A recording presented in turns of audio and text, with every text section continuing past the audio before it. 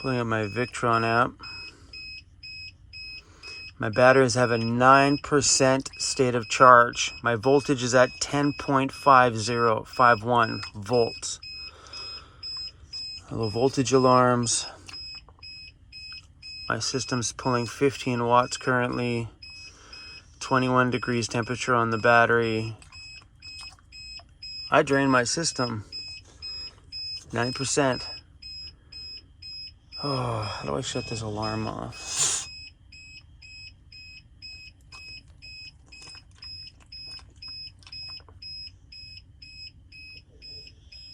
Alarm.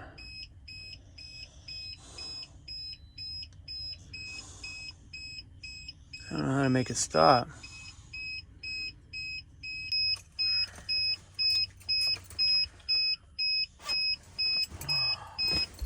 I don't want this. This is early in the morning.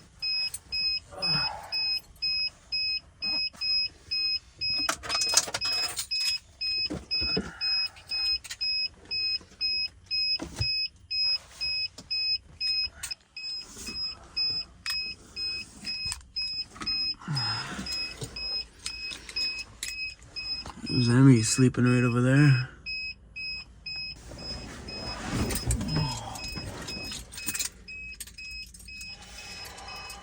The only way I know how to make it stop is to charge it.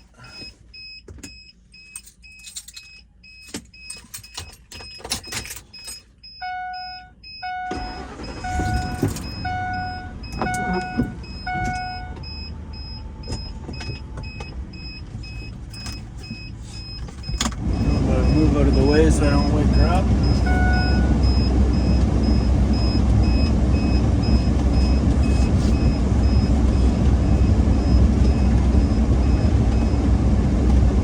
Alright, the alarm shut off.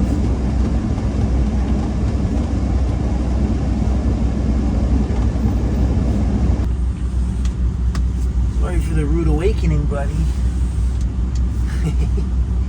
He's like, what's going on? Thanks for making the beeping noise stop, Dad. Hey, good morning, Cruzy. So we're bringing in some power. It's brought up the voltage as it's charging. My alternator is bringing in over 400 watts of power. So my only option right now is just to let the van run until we can get some juice back in the system. It's 4:46 a.m. and this voltage alarm started at 4:41 a.m. As the weather's been warmer, my fridge has been working like overtime because it's taken a lot more juice to keep everything in the fridge and the freezer colder. And I've been doing a ton of video editing, running the Starlink and stuff like that. And when you have a down day weather-wise and there's no solar coming in, you can chew your 200 amp hours of stored power up pretty darn fast. My biggest power draw in the van is my laptop. When I'm having a big editing day and my laptop dies, sometimes I have to keep it plugged in so I can keep editing. That could be another 2-3 hours, drawing another 85 watts of power, along with the just about 50 watts on a hot day that my fridge pulls, making this entire system in here pulling over 100 and some on watts for massive chunks of the day. And then if I have Starlink up, that's another 50-60 watts added to it. And if I have a light on and charging my cell phone and a camera battery, you can get an upwards of a draw of over 250 watts in this van sometimes. And if there's not enough solar coming in, which there usually isn't, I have 300 watts of solar on my roof. And I've never been in that perfect of a solar condition where it brings in 300 watts. Usually I see like 180, maybe sometimes 200, 210, but that's really about it. Even if I park my van somewhere on a bit of an angle so it points better towards the sun, I don't have tiltable solar, mine's just flat mounted. Yeah, these things just happen sometimes, guys. It's just a regular part of van life where you accidentally run your batteries down when you didn't mean to. It was warm last night, so my fan was on by my bed pulling more power overnight. That thing is pretty low. It only pulls like 5, 6, 7 watts or something. But I need that on my head. And sometimes in the mornings, you just got to get up and start your van. It's just, if you need power, you need power. And my van charges via alternator too as well. So when I'm not driving as much, which we haven't been, this usually is not a problem for me because I bounce around so much when I film, allowing me to keep myself at 100% charge every day. And yeah, I'm clearly not at 100%. Everything over here is starting to flash, like colored wise. So, you know, this one here tells me if my battery's in a good state. It's telling me not a chance. So a little rundown on my system to answer questions that may pop up here. I have 300 watts of solar on my roof. I have this little Renogy box right here. The links to all this stuff are on my website. I have this little Renogy box. Oh, this would explain it. I left my inverter on all night last night. Don't do that. Oh, that must have been by accident. So your inverter, which changes your 12 volt power over to a wall plug power. Your inverter is a huge source of waste of energy. So when it's transferring power over, or even just running on like I left it on, it's got a power draw on its own. I don't know what that pulls. Maybe 10 watts, something like that. But that also adds to your constant drain on your system. So if I left it like that all night long, and then whatever. But things like that, you got to be super power conscious in your vehicle sometimes. Normally I do pretty good because I drive around so much. But those are things that sometimes you have to, you know, really kind of think about to conserve power. Because leaving that thing on last night may have allowed me to sleep for an extra hour without that beep, beep, beep. Oh man.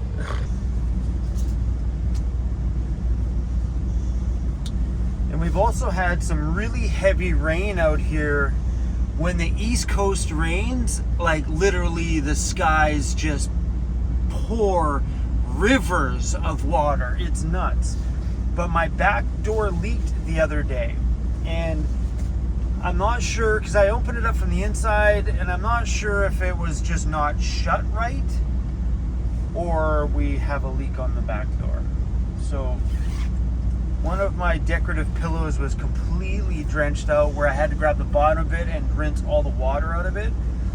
So I'm gonna have to take a look at that one. I definitely know, well, I guess I shouldn't say definitely know. On the Ford Vans, sorry for the little handy things, the Ford Vans, there's a square taillight on the top of the roof. Mine leaked when I first bought my van, just about 5 years ago now.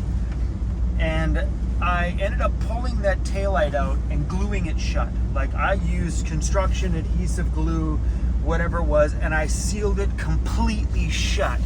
So not only does my rear taillight don't work because it's kind of covered up there anyway, but I don't think that's leaking. Let's hope not. Let's just hope that was a me problem with leaving the back door open, maybe just a touch. What's the inside of this thing? If there's any moisture back here anywhere. So this is where I've been keeping my Starlink for now, because I don't really have a home for it yet. But everything up here feels, oh yeah, she's dry. Totally, completely dry. So I think the water was right here, because at night I throw these pillows up there. That way they're out of the way, and it just dripped on the top. So I think that water just could have been from maybe this door not fully being shut, because everything back here feels all right, and it rained last night. So I'm guessing it probably could have just been me not shutting the door properly. Now Walmart, it's not a bad place to sleep while you travel.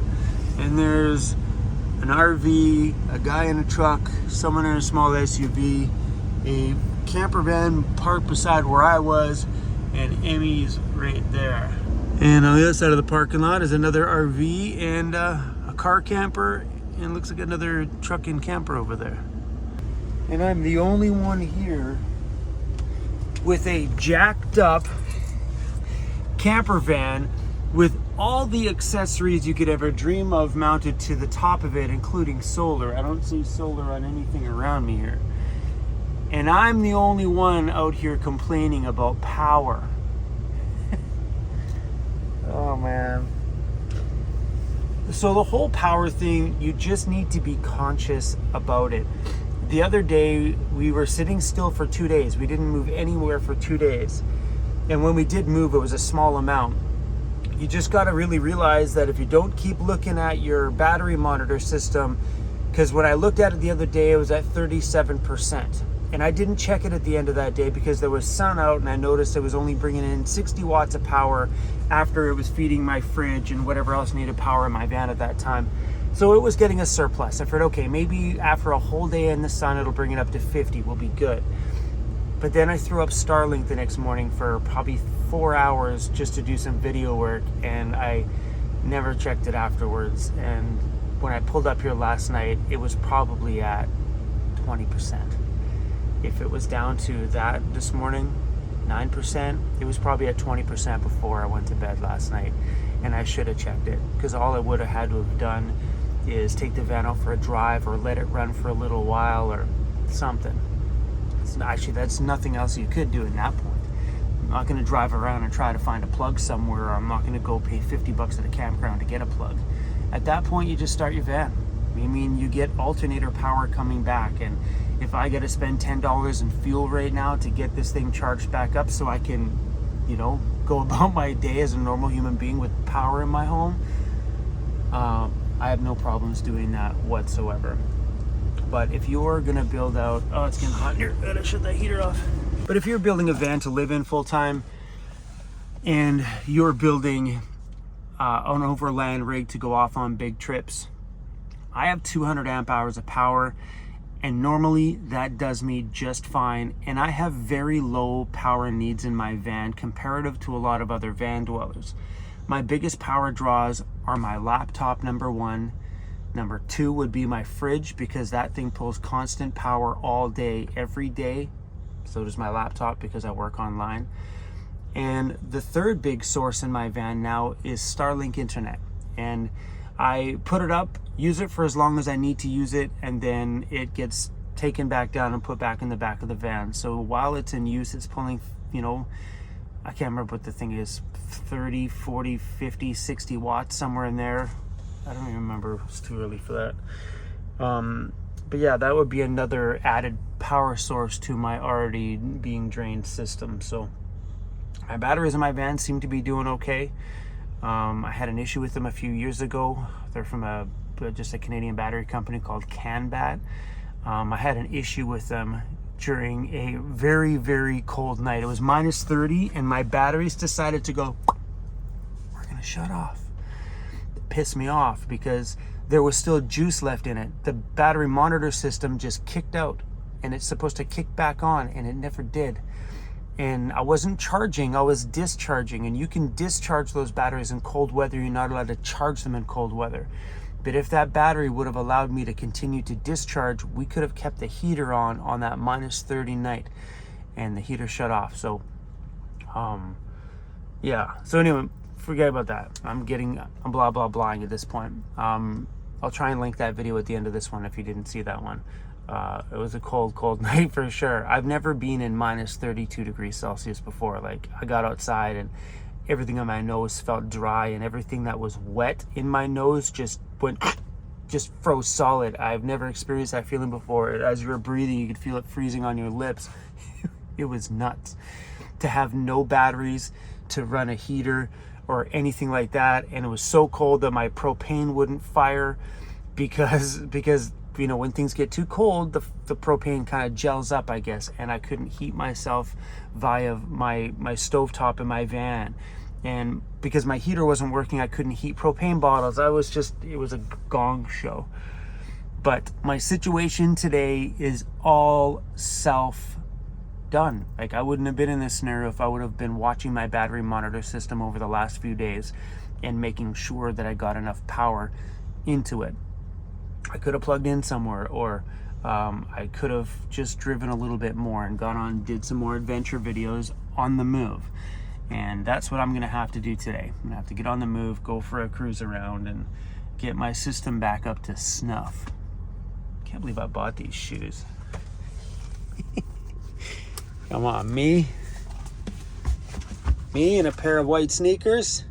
What's happening in this world? What's happening? Come on now. I kind of like them, actually. They're super, super comfy. 16% already. From 9% to 16%. Alternators bringing in just under 300 watts, which is pretty awesome. And we consumed 180 amp hours of my 200 amp hours of available power. We sucked those babies just about dry. That's insane. But that's where having lithium is better than having AGM batteries, and definitely better than having lead acid. Lead acid is a thing of the past. I don't think people talk about those batteries inside vans anymore. But AGM batteries only allow you to discharge to 50%. Lithiums, they say, don't discharge them less than 20%. I did it down to 9% today. But they're a little bit more forgiving than if you had an AGM. You push an AGM too far to its limit, the battery's gonna have, it's just gonna get bad really, really, really fast. So yeah, I don't mind my lithium batteries, and those prices of those lithiums are coming way, way down. I've watched a few videos on YouTube where they were showing those, that you can buy those batteries now for 500 Canadian or 400 US from Amazon and stuff. It's insane how much cheaper they have become. And some of the videos I've excuse me, some of the videos that I've watched online say that they're really good batteries. They've broken them apart, they've taken a look at the inside, and they said that they're great. So yeah, I don't know, maybe making room to add more stored power maybe is something I may need going on in the future, because the longer that I'm in van life, it'll be 5 years pretty soon. The higher my power needs seem to get. Like, I'm not adding like induction cooktops or things that are huge power suckers, but I am adding to my life, like Starlink. I don't know what's next. You know, I might add some more lights or something in here that are gonna just take more power on the daily. Who knows? Oh, okay guys, I think we're done. We're gonna let this run for a little bit longer, and then I'm gonna start doing some video editing. But thanks for hanging out with me in my little morning beeping situation, and hopefully maybe you guys learned a little something about power. I am not the techie guy. I'm not the guy that you're gonna learn a ton from when it comes to power consumption and how things function and work. I'll tell you what I know from my real world experience, and sometimes that helps people. I don't know things like on the technical side, but I do understand some of it. So anyway, guys, keep your systems very basic and keep your power needs very low. That's a huge suggestion right there. Keep your power needs low, and your van life will be less complicated. Like, think about it. I have a 700 watt inverter, which I need to charge my laptop. That's it. So in order to charge my laptop, I got to turn on my 700 watt inverter to get power back to charge my laptop. But that's the only thing I need my inverter for. And once in a blue moon, I use my blender for a minute. No big deal. So, and I know some people are going to ask, man, we've been talking. If you're still sticking around in this video, you guys, high five. Thanks for listening to me babble. I know some of you are going to be like, well, what about your Jackery right now? I've got Jackery power right here. There's the Jackery 2000 and the 240. Those batteries are not connected to my house. Like, all this house stuff are not connected to those. So in this scenario, sure, I could take the Jackery outside and plug it into my shore power and just give her a charge. Yeah, I could. Or I could just start my van and let it run for 10 minutes or 20 minutes, and we'll get power back and it'll be back to normal. No big deal. But yes, I do have the Jackery batteries in here, and if I needed to run things in the van like my laptop, I would have definitely have just plugged them in. Maybe that answers some questions of some people that were looking at putting in-house battery systems in their vehicles. The rest of you guys, if you want to keep it simple, portable batteries are kind of a cool, simple little option. But with a portable battery, I would have been out of power a long time ago. I definitely would have been out of power a long time ago. Okay. All right, everybody. I think I dragged you guys along through this simple video long enough. I'll see you guys soon. Hey, Cruzy. I'm sorry the batteries woke you up this morning, buddy. Oh, you super sorry, bro. See you guys soon.